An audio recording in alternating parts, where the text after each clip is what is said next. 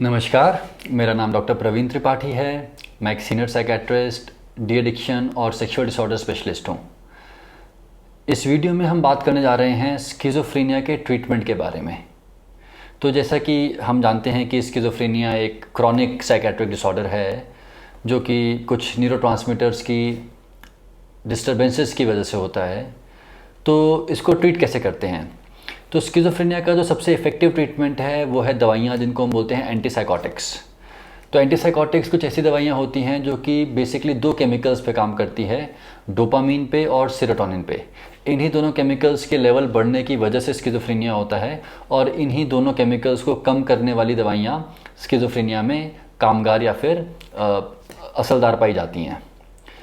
तो एंटीसाइकोटिक्स को जो यूज़ करना है उसके बारे में कुछ इंपॉर्टेंट पॉइंट्स हमें याद रखने होते हैं। सबसे पहला पॉइंट ये है कि एंटीसाइकोटिक्स का असर आने में कई बार कुछ हफ्ते लग जाते हैं। जब तक हम कम से कम 4 से 6 हफ्ते तक एक दवाई को इस्तेमाल ना कर लें, तब तक हम ये नहीं कह सकते कि ये दवाई इस मरीज़ में काम नहीं कर रही है। तो यदि आपका डॉक्टर आपको किसी एंटीसाइकोटिक पे शुरू करते हैं, किसी परिवार वाले को शुरू करते हैं, तो थोड़ा सा सब्र रखिए। इट टेक्स सम टाइम, कुछ समय लगता है असर आने में। दूसरी बात यह है कि एंटीसाइकोटिक्स का जो ट्रीटमेंट है वो लंबा चलता है।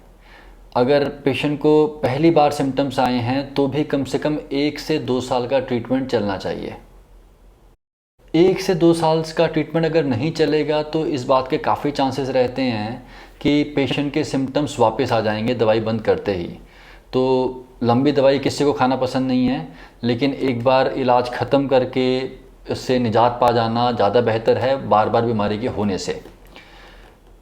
तीसरी चीज़ ये है कि एंटीसाइकोटिक्स के साइड इफ़ेक्ट्स से हम लोग बहुत डरते हैं।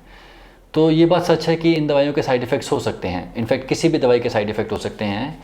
लेकिन देखिए, एंटीसाइकोटिक्स के जो कॉमनेस्ट साइड इफ़ेक्ट हैं वो सारे मैनेजेबल होते हैं।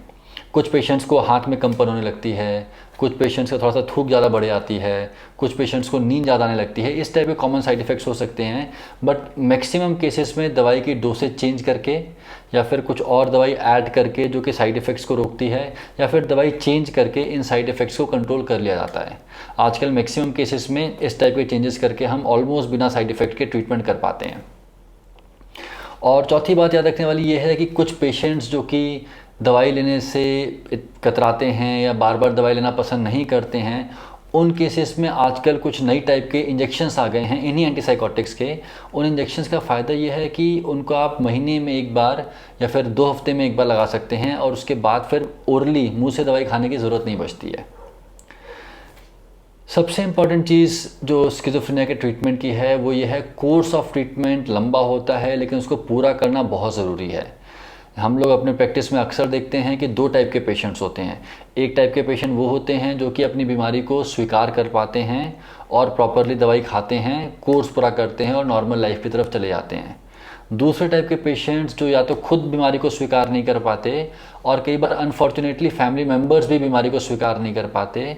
वो दवाई कभी कभी खाते हैं, कभी छोड़ देते हैं, बार बार दवाइयों को बंद करके देखते हैं और इन लोगों में बीमारी बार बार लौट के आती है और लाइफ भर वो परेशान रहते हैं।